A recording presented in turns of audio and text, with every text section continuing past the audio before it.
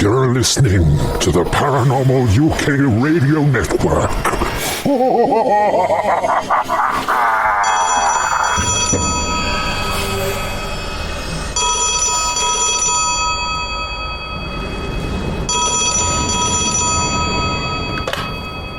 Hello? Is that the famous astronomer, Sir Patrick Moore? It is, very much so. Any news on the space front? Quite so. Elon Musk has just designed and developed 5 gigantic, state-of-the-art rocket ships.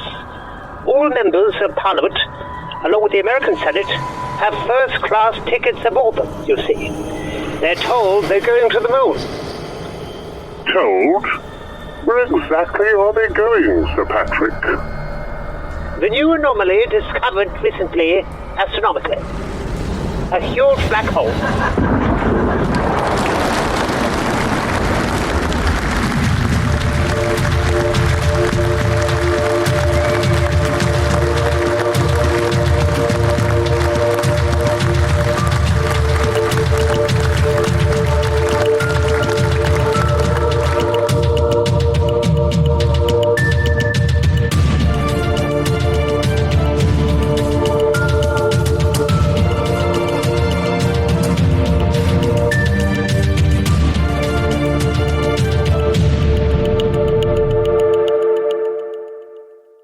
Welcome to Twin Souls. Twin Souls is brought to you in association with the Paranormal UK Radio Network. Your hosts, Philip and Ronnie Kinsella.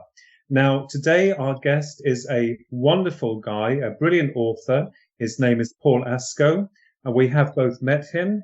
And we are going to be discussing Paul's work, his research, and most notably, his new book, which deals specifically with UFOs, The Real Story. That's what the book's called, and published by Flying Disc Press, by esteemed ufologist Philip Mental. And I'll just give a brief description of Paul's book. This first book by Paul Ascough is a refreshing new slant on the subject of UFOs. UFOs, The Real Story, looks at the bigger picture with all of its complexities and is interlaced with many of the author's own sightings throughout his life. Employed in the medical field all of his career, before retirement, Paul Ascough was a qualified nurse, occupational health nurse, and paramedic, spending 13 years with both the regular and territorial British Army around the world, gaining perspectives in people and places that would stand him in good stead for his ideas and experiences that contribute to this amazing work. A wealth of information for the enthusiast or beginner to get their teeth into, Paul Ascough covers a multitude of subjects from UFO abductions to the paranormal, how they can overlap, and this will leave the reader in no doubt that truly strange encounters occur and how they can intrude into our daily lives wherever you are. Paul Ascough was a member of the British UFO Research Association, UFORA, for many years and uses over 50 years of experience in ufology to bring a better understanding to these fascinating subjects, showing that the truth really is out there. Welcome, Paul, and what an honour for us to have you on board. Well, thank you, Philip. And Ronnie, it's an honour to be asked and to appear on your show. Thank you. Yes, so Paul, tell us a little bit, about how you yourself got involved with the subject of ufology and indeed elements of the paranormal. Well, things for me happened now. I could digress, but I'll just go into that in a minute. But the thing that kicked it off for me was a very, very unusual UFO sighting when I was just 11 years old. So we're talking a lot of years ago. It was September 1968. So there wasn't the background light pollution that you get now. And we lived on we just moved not long before to the edge of a small village, very rural. And from the front of our home, you walk straight out into the fields. So there was no light pollution. You could see the stars fantastic. My father had a telescope. Not that he was an astronomer, but he used to like to involve the children like you do. And the last job of the day was my younger brother and myself. We had to take our dog, and we had a disabled army veteran next door, and we had to take his dog for a walk. So we took the dogs, last job of the day, put the dogs away, said good night to our parents and went to bed. On this particular evening, I think, or I believe it was early September, and the sky was getting dark. It was dusk, but we looked due east. Our house faced due east. My father was in the garden, so we went out into the garden to say good night to him. Looking due east away from us, to the north, all the sky was covered in cloud, but it ended rather abruptly with this thick edge of this bank of cloud, and then the whole of the southern sky was clear. So the first constellations, it was dusk, the first sort of the stars with the brightest magnitude you could start to see, and my father was pointing them out, because that's what he liked to involve us. And as the three of us stood, or rather sat in front of the home, looking east at the sky, these two UFOs suddenly shot out of this bank of cloud and then stopped dead. And I say stopped dead. They were obviously moving very quickly, and there was no deceleration, anything. They were just boom, instantly they were still. Now, when they were still, they were like a perfect spherical, pearly, brilliant white light. And the light from, if you can imagine a V formation with one missing, so there was one slightly to one side and slightly behind the other, although there was nothing apparently joining them together. No sound whatsoever, and while they were stationary, they were perfectly spherical. And you could see the light from the one nearest to the clouds actually reflecting off the surface of the cloud. Now, as this happened, they came out stationary. The three of us were looking mouths agape, as you would. I would say in modern times, probably the size of a 5-pence piece at arm's length. So they were quite large, really. And I thought, and I would say, no, again, this is just my feelings. It was a friendly male, a masculine voice. In my head, sort of gave the impression, oops, we hadn't meant to have come out of the cloud. They were obviously using the cloud for cover. And that quite clearly went in my head. Nothing else. And talking to my brother and father afterwards, they didn't hear anything at all. And on a normal thing, I would say that there was no sound whatsoever from start to finish. Anyway, going back to it, they were stationary just for a few seconds, and then immediately they were moving very quickly, going away from us, due east, towards what would be Thorpe Marsh Power Station in the distance, about probably 8 miles as the crow flies. And again, there was no acceleration, they were stationary, and then boof, they were moving fast away from us, and they kept the same relative position to each other. But one thing that I did notice, because they were large enough and close enough, was they were sort of surrounded by an aura, or an envelope, if you like, some sort of atmosphere around them. And as they moved, they had this really tiny teardrop shape as it sort of sloughed off at the back of them. And you could just see that until they disappeared in the distance and we couldn't see them any further. Probably only in sight for a minute and a half, something like that, from start to finish. And the three of us were there in silence, mouths open, staring at the sky. And my father was the first to speak, and he just said, well, there's nothing we have that can do that. And that was it. When you, as you guys are aware, when you see something that is so obviously alien, for want of a better term, it's so obvious that it's not anything that we can do, and it's so obviously that it is that bizarre, it is that odd, and immediately you question, why don't I know about it? That was it for me, as I think I was just 11 years old at the time, and it was, why don't I know about it? Why isn't it in the newspapers? Why isn't it on the news programs? You know, and that was the kick up the pants, if you like, that got me on that road. You know, it's interesting, Paul, because you find that when you've had these episodes of high strangeness, your life then is changed completely. But I just want to ask you, with regards to the voice that came in your head, I mean, was it, you said it was male, but how did it feel, or how did it sound within your head? It just sounded like a friendly young male voice, like a masculine voice. And again, it was only those few words. However, that was the feeling that came with it. It was like an impression, a feeling that came with it.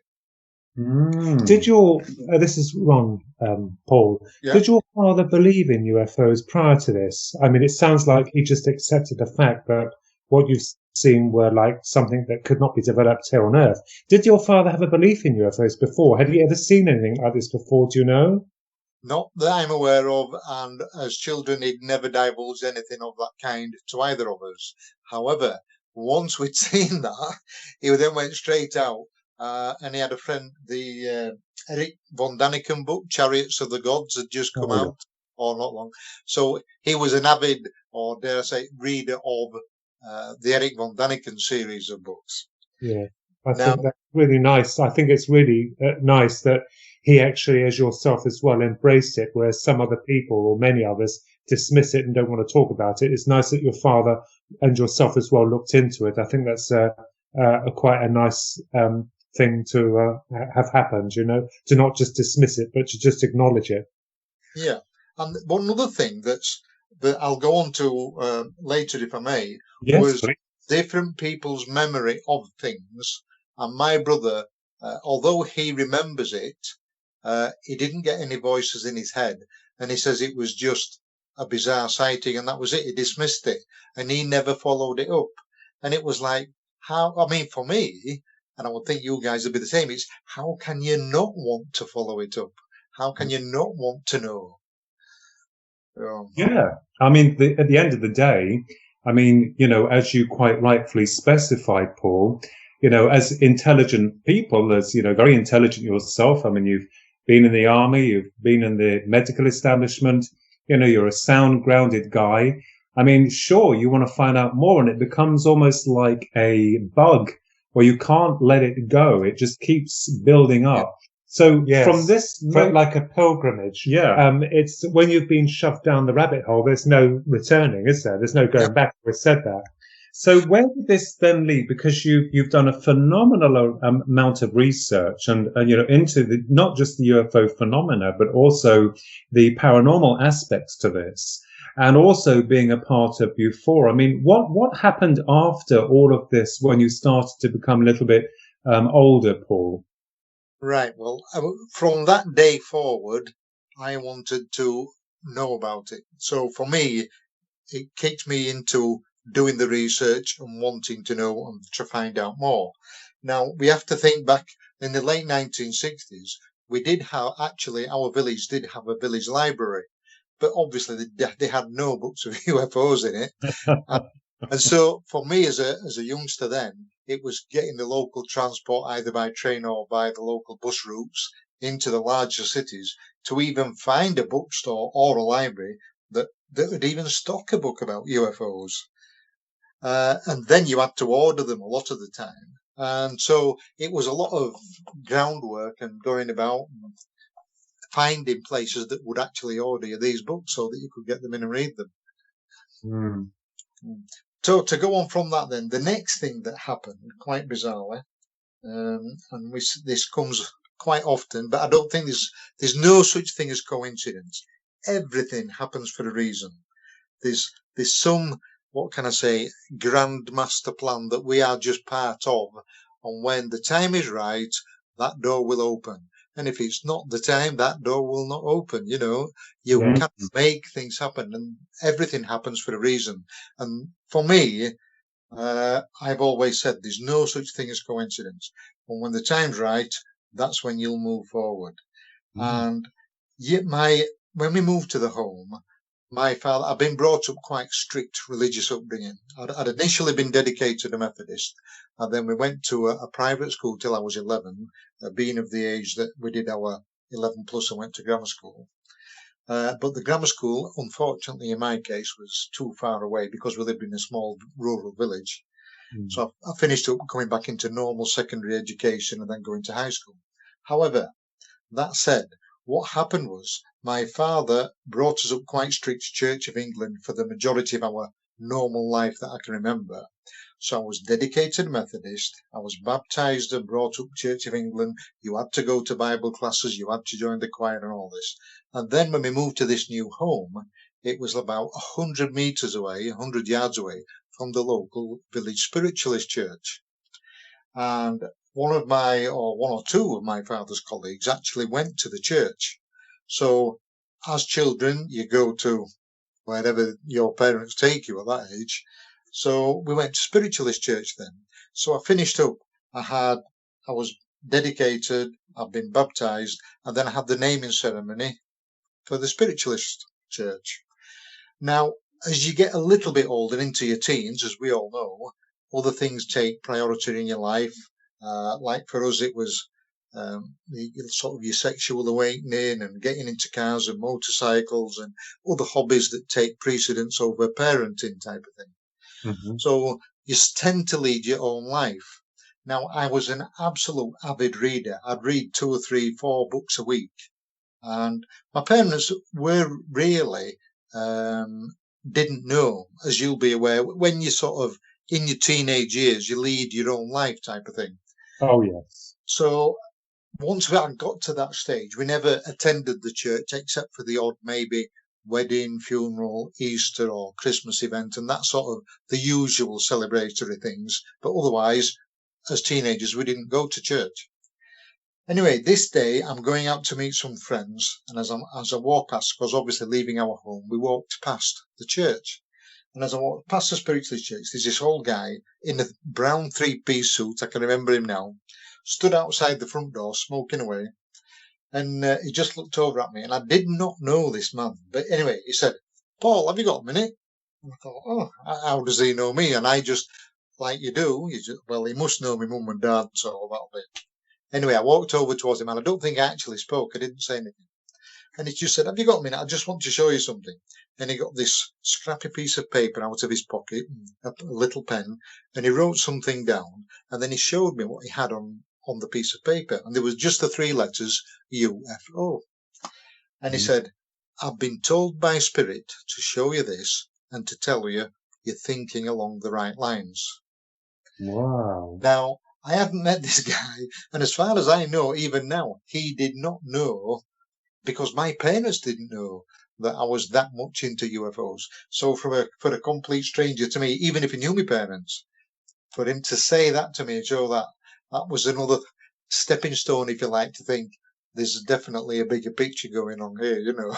Yes. Yeah. I mean, it's like, as you said before, there's no such thing as coincidences, and you do find that all these strange and quirky actions from other people seem to take effect. And I, as you know, we're on the same page with you there. But I mean, how did you feel? I mean, what was going through your mind at that point? Well, I mean, it's evident the man is telling him that he's got to pursue UFOs, UFOs through spirit. Is that this is the course to look into? Is that right, Paul? Well, that was only half the story, because what it led on to was being steered in the right direction to an old medium that had actually been told to leave the church. And the story's in my book, but I was told to go and see this lady called Betty. And I didn't know her, but I thought, right, well, being sort of strict Victorian upbringing that we had, you do as you're told. Yeah. So I went to see this medium called Betty. And she said, well, I knocked on the door. The first thing she said, "You took your time getting here." And it was like, oh my word. But anyway, she wanted me to go and see a lady called Pearl. Now, Pearl, I actually knew because her daughter went to the same school. Now, she lived a few villages away, but we only had one sort of large high school in the area. So I knew her daughter, and she was quite nice, quite stunning little, what can I say, teenage girl, dare I say. And so she said, "I want you to go and see Pearl." So obviously, as a young man, it was like, oh yeah, some collateral interest here. I can go and see the daughter and kill 2 birds with 1 stone. However, it transpired, I caught on the local bus, because she wasn't that far away, went and knocked on the door to be answered by the lady herself, Pearl, and the house was in complete darkness. Now, I found out she suffered very debilitating migraines. Now, prior to this, can I say, I had never been involved in the spiritualism as a religion at all, or any development circle, healing, nothing whatsoever. I'd never had anything to do with any of that. You sort of just went along to church with your parents and then went home. So I'd never been, if you like, given a message. I'd never been told I could do healing. I'd never been told I could do clairvoyance. I'd never physically seen anything. So for me to suddenly turn up at this lady's house, for me, the interest was in the daughter, but then I found out the daughter wasn't there and this lady had got a really bad migraine and she was poorly with it. Anyway, cutting a long story short, she answered the door and I followed her into the house. The house is in complete darkness, all the curtains closed. So I followed her in and she walked into this lounge. There was a high chair, like a dining carver chair, on its own in the middle. And she walked straight up to it and sat down. And then, I, as God's my judge, I swear it was like somebody else took over my body. One of these bizarre things in your life where there's no explanation as was, but I'll come into it later. However, I felt somebody took over my body and I walked straight up to the back of her and put my hands on her shoulders. She said a prayer and then I felt like I needed to, like I said, somebody else had control of my body. Imagine this, I put one hand up towards the ceiling and the other hand, just my left hand, just over the top of her head. So I wasn't actually touching her. There was no physical contact. And I'm in this weird position, almost pretending I'm at like 4 o'clock, 3 o'clock, with one hand up in the sky and one hand hovering above her head. And then she never said anything, and I hadn't said anything. And then I felt this vibration like a power. And it was like somebody turned a switch on and it came straight down through my arm, through my body, out through my other arm and on into the top of her head. And I could physically feel it traveling through me into this lady's head. This happened for maybe no longer than a minute and a half tops. And then it stopped and I physically felt it turn off. It was like, that's it, finished, you've done enough. And I just took my arms away, put them back onto her shoulders. And this lady sort of stood up away from me and turned round with this smile on her face. And she said, "My, you hide your light under a bushel." And I mean, as a teenager, I didn't even know what that meant, you know. But that was it. And she jumped up, opened the curtains, put the kettle on. And 10 minutes later, I'm walking out the door wondering what the heck's just happened, you know.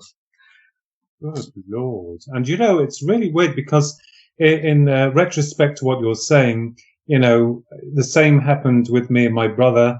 We saw a UFO, and then the next thing in my early 20s, I went to go and see a medium. I'd never seen one before, though our grandmother was psychic, but not like they are on the stage or within the spiritualist church. She kept it very quiet. So that is really incredible. And how did this affect you going forward then? I mean, what did you make of all of this, Paul? Well, at the time, I was sort of blown away. It was like, why? I almost felt, and I mean, forgive me if I'll say it, but I felt like I'd been privileged or been allowed to see how things should work, if that makes sense. Yes, and it certainly has within your work. I mean, your excellent work that you've been researching. Yeah. When you had this vibration through you, this energy running through you, through your body and into the lady's head, did you pick up anything, or was it just the energy running through? Is that all you had? Yeah, it literally was. I could just feel the energy running through me, like I literally was the conduit to make this happen. Yes, and that's it. Now, I'm saying I'm not clairvoyant, I'm not clairaudient, I'm not a healer, or I'm nothing. That was the only time in my life that has happened. And that's why I look back at it now and thinking, this was just a lesson. This was just a way of showing this is how it should be. This is what is possible, you know. Yeah. I mean, the fact of you being controlled is disconcerting enough, like your impulse to move and then to go around the chair and put your hands on her shoulders. It's like you're on automatic or something is taking over you. Yeah. I mean, it was nothing bad. There was nothing malevolent. It was just, it felt the right thing to do. Yes. And you know, the first medium that we ever saw was also called Pearl. And she lived in Bedfordshire when we gone to see her. How strange is that? Yes. But anyway, now, Paul, where does this lead you then into furthering? Because obviously with these experiences and many other experiences that you'd had, what was it primarily that got you involved then into this brilliant theory? Because you've come up with several theoretical designs or constructs that we find absolutely amazing. So tell us a little bit, how did you get towards that point of knowing or integrating with this information? Well, one of the things which I believe is like anything else, I've been a lot with UFO groups, and more recently before, I mean, that's still going back some time now. I think I left in the late 90s. However, I think that all of these things combined give you life's experiences, and where you may think, "Ooh, that's unusual," or where you think that, like for argument's sake, many people in the spiritual field will literally just use that as a religion, if you like. Yes. And so I think I've been privileged, if you like, to be shown all different aspects of it. Because one of the things that I found is people tend to be religious, tend to be UFO researchers. They tend to write books about specific events. We'll just say, for argument's sake, in England, the Rendlesham Forest event, the Decmont Woods incident. In America, you obviously get Roswell. You obviously get like the Lonnie Zamora incident. And people tend to write the Kecksburg incident. They tend to write about one segment of the pie. And I think that I was lucky enough that because of the spiritual connotations and the way I experienced them, I obviously realized there was more to it. So doing the research as ever, from that, even from when I first saw that first UFO or first two UFOs, I wanted to know the physics behind it and the nuts and bolts and how it can work. So if I may, would you like me to carry on, Philip? And I'll try and explain. Please. Yeah, absolutely. Please. Right. So the electromagnetic spectrum that we all deal with on a day-to-day basis is, you start off at the high end with the radio waves that we're speaking on now and listening to now, and then it goes, as you get shorter wavelengths, you come down through the infrared, and then the acoustic and the visible light spectrums, and then it goes down to the ultraviolet, X-rays, and at the lower end that we know of are gamma rays. Now, that is our normal electromagnetic spectrum that we deal with on a day-to-day basis. However, if you can just get this in your head to start with, the acoustic spectrum between 20 and 20,000 kilohertz and the visible spectrum actually only make up less than 1/10 of 1% of that we know of, right? Now, to take it one step further, the people with much better brains than I, the cosmologists and these other scientists that are looking at the way the universe works, they're now saying that we have all this, and they're becoming more aware of it, the dark energy and dark matter that's becoming more frequently mentioned. And we have, what can I say, figures bandied about up to even 95% of the energy in the universe is 90 to 95%.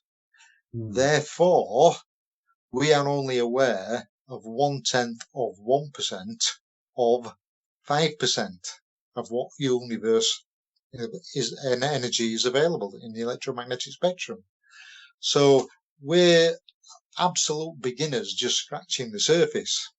And therefore, I personally believe that ET, if you'll forgive me for saying that, I'll just use that as a coverall, but ET, that maybe 10,000 years in front of us, not only knows about our 5%, but knows about the other 95%.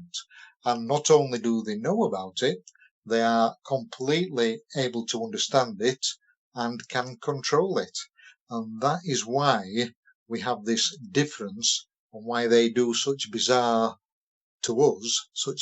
things, because we're only scratching the surface and don't really know, and are only just beginning to understand that this other 95% is even there.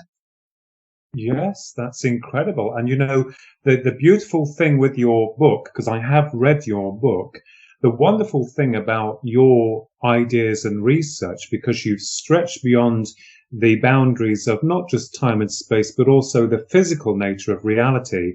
You also, like I and many other people, are very much a believer in the process of, and I know people say, the near-death experience and soul survival and UFOs are separate entities, but they're not. Yeah, so also the analogy you gave there about us, it's rather like, compared to the aliens, Yes. It's rather like giving a caveman a transistor radio. If it was equated to their technological know-how, their clout. So yes, so in that respect, we are the cavemen compared to these, not in a derogative manner, but it's just a very loose example, of our position with these ETs. I think that's amazing what you've actually, you've stated there, Paul. Yeah. And to take that further, if you imagine, we're just sat down now in front of the computer. So you, as you're both aware, you have your own magnetic field, which spiritual side of things will call it your aura. So you know immediately when you meet somebody if you get on with that person, and that's your magnetic frequency reacting to their magnetic frequency. Therefore, you know if your poles apart or if you're on the same wavelength. Yes. These are things that normal sayings that we have that just fit the bill, if you like. So everything around us, you, me, the chair you sat on, the computer you sat in front of, the building around us, all have a magnetic frequency, and everything reacts with everything else. Therefore, it depends on who you meet, how you meet them, whether you get along with them, and how you progress and how things move forward.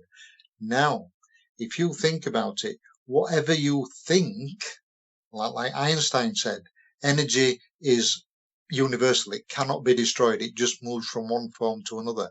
Every thought that you have is an energy. Now, by doing that, that's why all these, the power of positive thinking has sprung up with these different people, because by giving out positive energy, that is what you attract. If you're a negative person and you give out negative energy and you're always saying bad things and negative things about other people, that's what you will attract. And that is why people get into this vicious circle, where if they could stop and think and marshal the thoughts and think, I've got to stop doing that, I've got to be more positive, I've got to be more of a kindness when I open my mouth. Yes, so we've been there. Trust me. Yeah, I believe it, yeah. And we're all in the same boat. And that is why it is by your own efforts and the way that you can, the way you think, the way you conduct yourself, your morals and your ethics. And that is how we improve as a person. And that is how we can evolve, if you like. Yes, yeah, absolutely. I mean, because I think your perspective, most definitely with the brilliant research that you've done, and I love the way that you've combined not just the UFO field of investigations, but also the psychic phenomena and about the continuation of the human soul like it's some vast cosmic play. I love it. And as also the analogy of the record and the recording mechanism. You've given such a beautiful example that, that's so simple, yet complex within its symmetry. But you've given kind of like a very easy way for people to understand what you're talking about.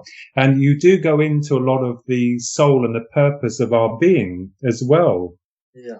To help the listeners then, if you imagine that electromagnetic spectrum, that 5% that we know about is on an old vinyl record, an LP, and evil or the lower vibrations are on the outside, on the edge of the record, and purity, or God if you want to call it that, is in the center. So all those grooves on that record is life experience that you are currently dealing with and living right now. So you are somewhere on one of those grooves. Now, every groove is separate, and it's by your effort, your ethics and your morals and the way you conduct yourself, the way you help other people. That is how you can improve, the way you become more aware of the way the universe works. And that is how you improve and move forward to the groove, the next groove, nearer to the center of the record. Now, obviously, we can all do things wrong and we can all slip back and get nearer the edge again. But that's not naturally what happens. Naturally, people learn your lessons and you move forward. And that's why one of the things I say in the book is that religion is totally man-made. All religions are man-made. God never wrote anything down for anybody. Therefore, it makes no difference which religion you are, whether you're Christian, whether you're Muslim, whether you're Mormon, whether you're Jewish, whether you're Buddhist. It's how you live your life. And we all know that there are good and bad people in all religions. So. Yes, that's right. And so the way that you see this and many other people see this, Paul, is that, our lives are important. They matter because there is a continuation of consciousness. And I was just going to ask you here that it seems to me that that first viewing of those incredible UFOs and also the mental contact that you had, do you think from your perspective that this was by design, as you mentioned, to lift you and to make you seek these areas, to bring this knowledge within this world, within this time to the people? I mean, how do you feel with regards to that, Paul? Yeah, I see where you're coming from. And yes, now, retrospectively, looking back, I never thought I'd seen anything, done anything, had any missing time, nothing before that. However, retrospectively, when I was much younger, I do remember being as a younger child, not wanting to go to sleep because I thought they were going to come for me again in the night, and I was always taken away. Now, I remember ugly little grey things, and I don't mean like the normal typical grey with the almond eyes. These were much smaller, and they terrified me. And it's only as I got older that I realised that quite possibly I was taken in my sleep when I was much younger. And this was sort of seeing the UFOs and that mental contact speaking into your head was just a continuation, if you like, but I wasn't aware of it at the time. Yeah, so I like the idea. What you've said is correct, Paul, that Philip and I also believe that the psyche is connected definitely with these, what we call UFOs, or the ultra-dimensional creatures, or the intelligence that is beyond our realm. You're right also about religion, because there's nothing wrong with religion if it's based on goodness. If they indoctrinate you in certain things, that's where it becomes dangerous. You see, religious has caused wars and destruction and hatred, whereas, as you are absolutely correct to state, that if you're a good person and you're based on morals and you just work to advance and be the best you can, that is the way forward. And you see, religion has done nothing to help us with the psychic aspect, because a lot of them do frown upon it, which is ironic. But I think this is lovely what you've written in your book, fusing the two together, the extraterrestrials and the psychic ability of us. Yeah. You see, the thing is, right, we'll go back to the analogy of the record. Yes. If you imagine that record that we are on is just the 5% that we are aware of, then there's another 95% that we're not aware of. So we're in the middle of a whole stack of records. And that is where the interdimensional thing comes in. And that is where the spirit realms are. That's why you will never find, for want of a better term, Sasquatch, Bigfoot, the Yeti, Dogman, all these other things. These are at these high strangeness geographical locations, and I believe that there are quite a lot of them where the records almost touch. And then you get these fantastic researchers like Paul Sinclair, that's Yeah. done a lot in East Yorkshire and the Benton area, where again that's a high strangeness area, and we get a lot of these reports that seem bizarre. And it's like people, the amount of money and expenditure that's put into trying to find Bigfoot in the US, and they won't find them because they're on a different record to us. And just occasionally, the two records touch, people see things, but physically, they're not with us. It's like people that see spirit. It's just being in the right frame of mind and at the right place at the right time. Yes, like a crossover. Yeah. These greys that you spoke of, Paul, the little critters. Can you explain them a little bit? Can you remember what they exactly look like? These little things that you Well, saw. I do remember they didn't seem to have a neck. They was very squat and very wide, large mouths that I was scared of for some reason. I didn't like to look at them, but I remember them being very squat, very short, very stocky, no neck, and these wide mouths. And sort of, again, this is memory, how much we are allowed to remember. Because one thing that Bud Hopkins, Kat Marden, Dolores Cannon, these people that do or have done a lot of hypnotic regression to help people. I was very fortunate to meet Bud Hopkins and have lunch with him. And he said, Paul, he says, I got into this field of ufology purely by accident. He says, I was an artist. I was trying to help people. I'd done some hypnotherapy. And then I thought I'd get a bit deeper. And he said, I was more or less going down a counsellor. I wanted to be a counsellor.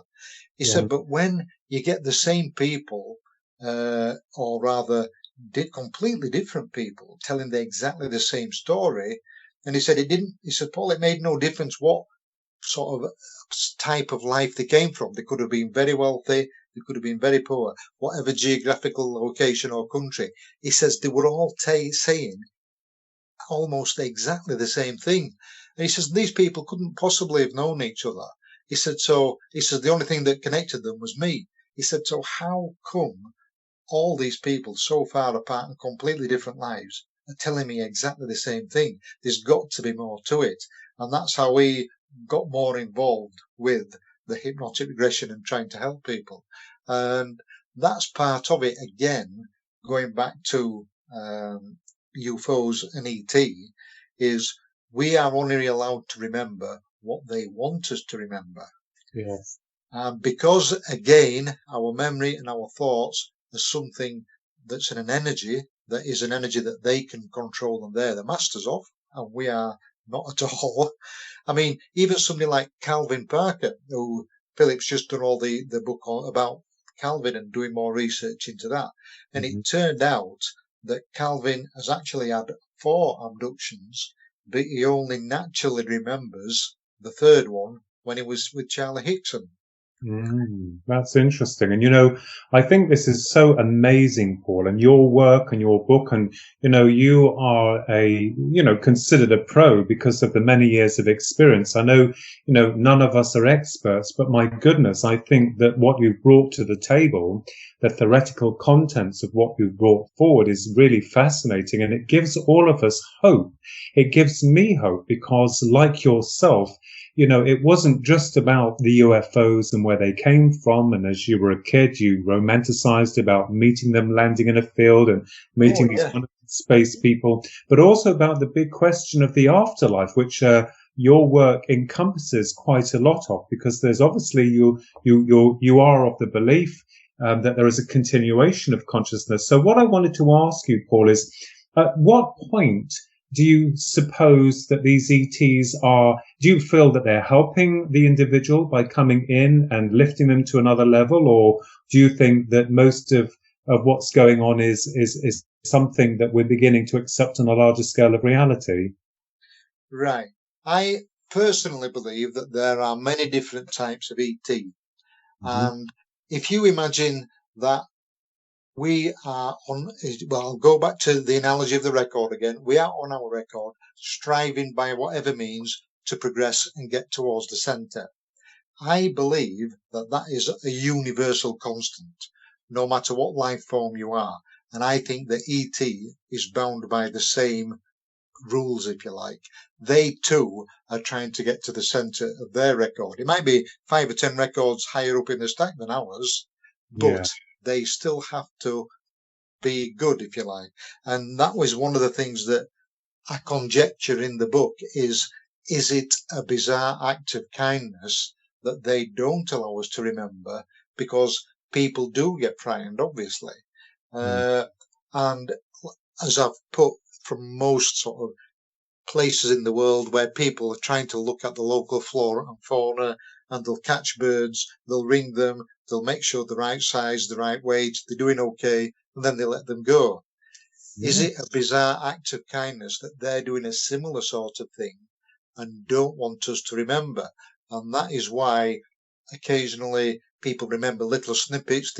One of the more common things that we get from abductees as investigators is they remember that they saw an owl, or they saw a vehicle. They can't describe the vehicle. It was just a vehicle, or it was a very big owl, and that sort of thing, where people and the human psyche will always try to rationalize, will always try to move on and say, it's like, also, digressing slightly, but as investigators, people so far have been fed, or I should say, when I get my teeth in, they've been fed this misinformation for so long that when they do see something that is so obviously alien, when somebody else says, oh, it was just the planet Venus, or it was just the lighthouse shining through the trees, it wasn't at all, and it doesn't come near what they experienced. However, the human psyche wants to believe that, wants to draw a line under it and move forward. So that is what people tend to do. You're right about that, because they've not only used lies, the media, or to make it look like a circus act, they also, which annoyed me, was the fact that they had a new method of execution to belittle people who've seen these things by saying they're actually new technology built by the military, which I think is I knew was utter hogwash. They'll use every kind of method available, whether from palming these encounters off from natural phenomena like a balloon, or weather distortion, or a unique weather pattern, to then the military, which is disgraceful. So I totally agree with you, Paul, as you stated earlier, that we're not educated, and it doesn't help with the media making the whole thing, and it's designed to as a circus act, so we don't question.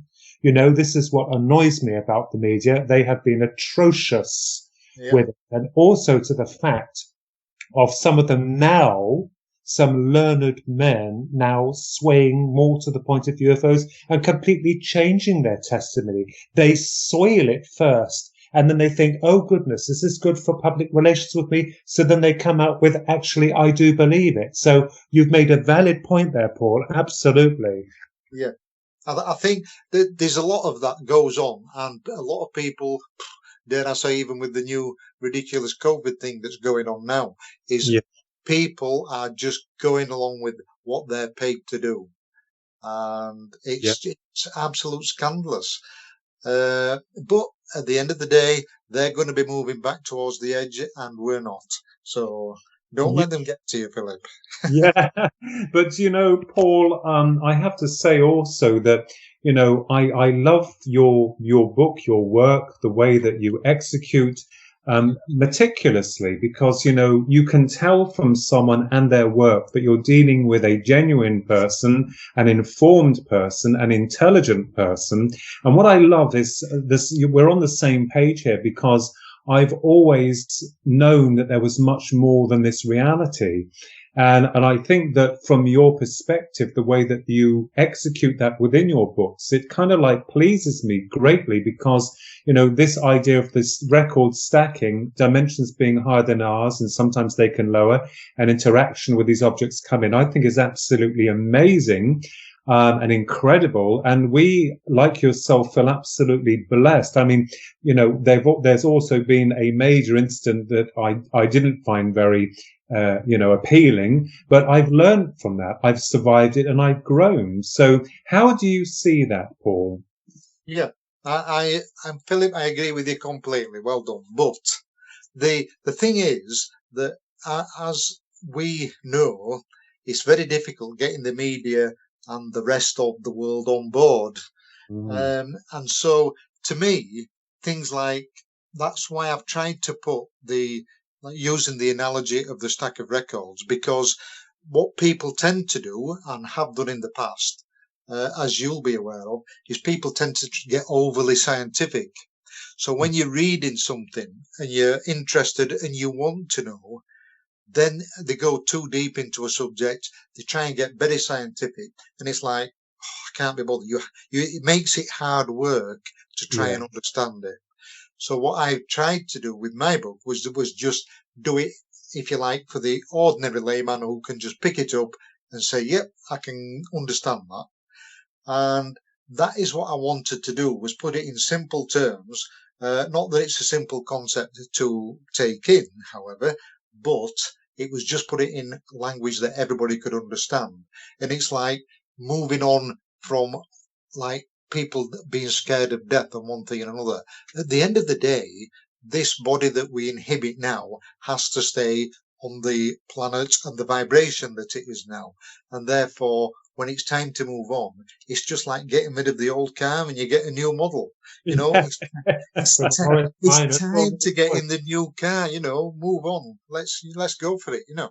Well, as my brother and I both joked when we met you at the OLM conference that time, that you have a brilliant car. So as a soul that you're very much advanced upwards. So we joke. As I said, the Morris Minors and the Rolls Royces, the Jags.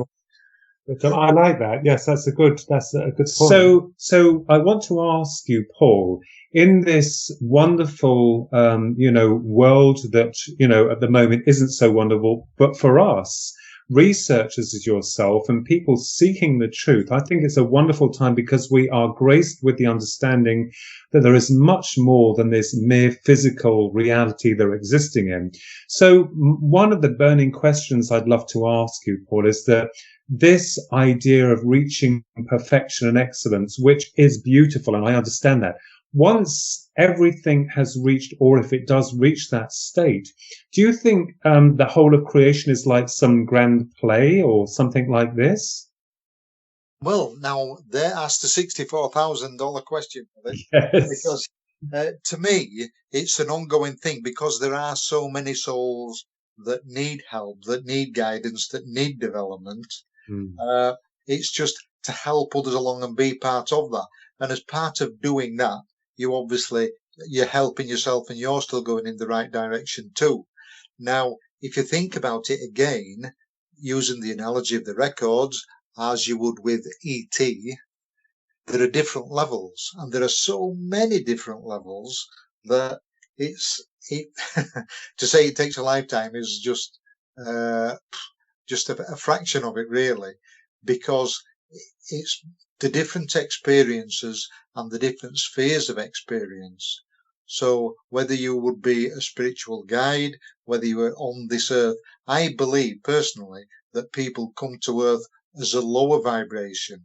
Now, one of the things I constantly hear from the other investigators and abductees is, if you interview them, they will say, or they may say, that ET had to lower their vibration to have any interaction with us.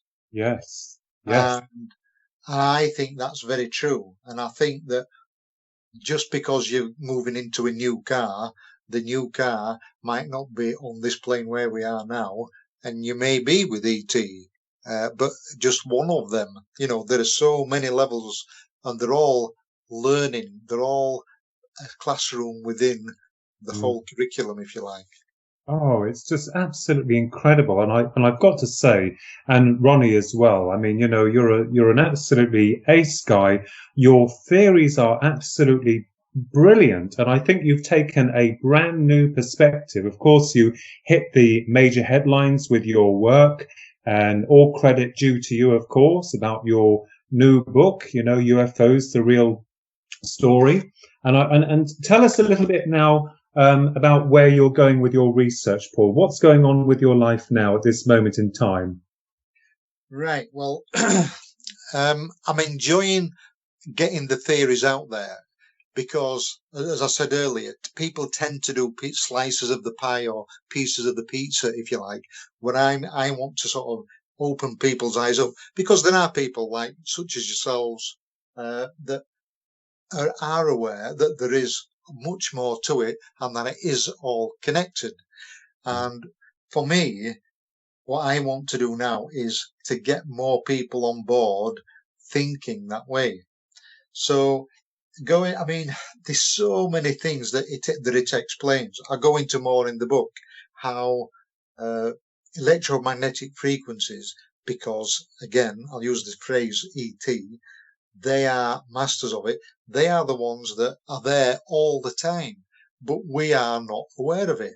And it's only maybe somebody with psychic abilities using infrared when they're coming through our frequency that we're actually aware that they're there at all.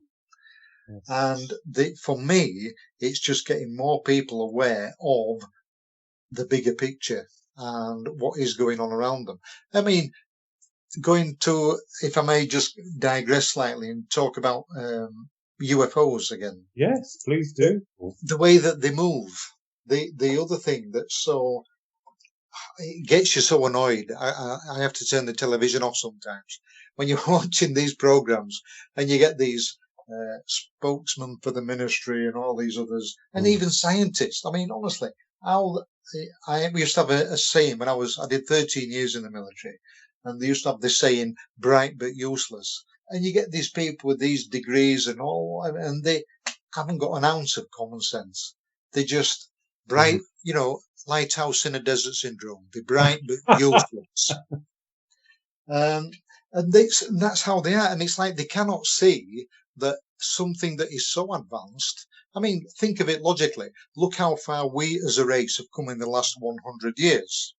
Where 100 years ago, you'd be lucky if you had your own transport, the new railroads, there was the old charabanc maybe, or everybody else would be on a stagecoach type of thing. Yeah. But very few people have their own cars.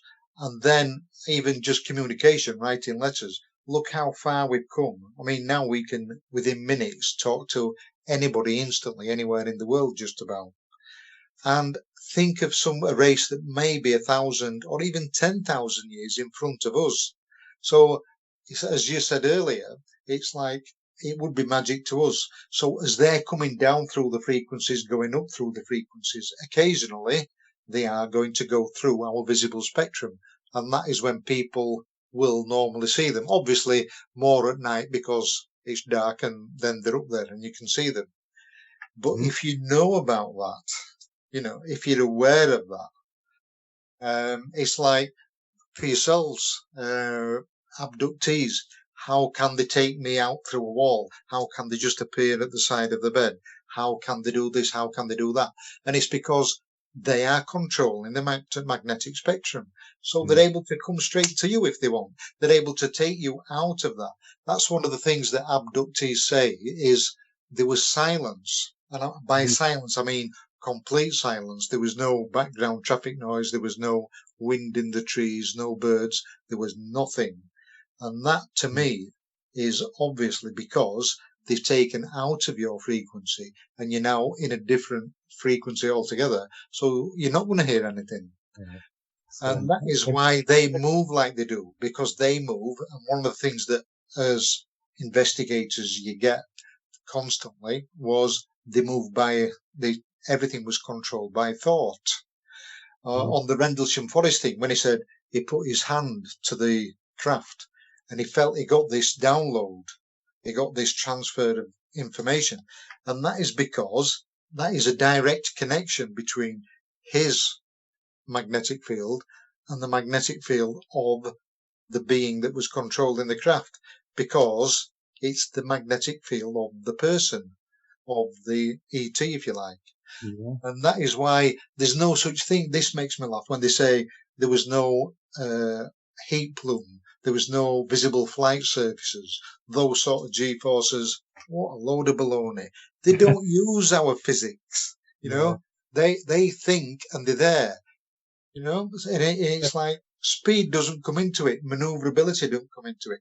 That's why they can go through space, they can go through our atmosphere, they can go through the oceans and lakes. It's totally irrelevant. It don't compute because it don't matter. They're on a different frequency. Yes, I was just going to say, when the insects, when you don't hear them, that's when you worry, Paul. When you don't hear anything. Yeah. We know that feeling. Yes. Yeah. It's fascinating. Yes, I think we're coming slowly to the end of this show, and it's just incredible, Paul. I mean, your wealth of knowledge, the experiences that you've had, the amazing book that you've written. And by the way, listeners, UFOs, The Real Story by Paul Ascough. It's available on Amazon, published by Philip Mental's esteemed Flying Disc Press. I believe it's come out as Kindle and paperback. It's going into hardback. Is that right, Paul? Yep, hardback and audio as well. Wonderful. And just before we end the program, I just want to say a big thank you to you, Paul, because, we've met you. You're a really nice, down-to-earth guy. We've had a few discussions before. We're so on the same page, and we could sit here for hours talking for hours. Yeah. I mean, it's just incredible. So is there anything else you'd like your listeners to know about, Paul? Well, I just get out there and look at the skies. But just as one other thought to leave you with, then I'll leave you with this one. If you imagine your soul on a chemical level, you as a person have a fight or flight, survival mechanism, yeah? Yeah. I think your soul has one too. And that is why when people experience something like a UFO abduction by ET, or see Sasquatch, see spirit, and very often people become, and they'll say, terrified.